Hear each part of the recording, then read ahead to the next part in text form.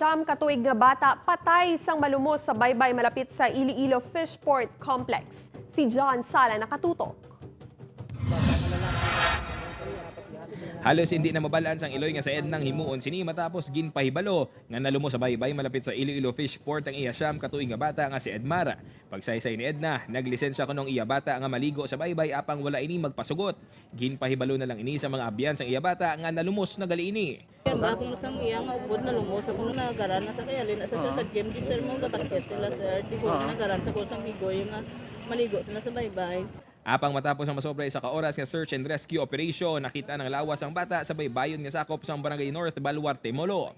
Gintinguan pa nga dalon sa ospital ang bata apang gindeklara ini nga dead on arrival. Gintinguan man kuno sa mga abyan ni Edmar nga masalba rini apang madasig nga nadula ang bata. Galing kay tindi man guro nila masarangan ang ano sa tubig, di pabayaan na lang nila ipabayaan na lang nila ila upod. Upod kay Cirilo Duque, John Sala, One Western Visayas.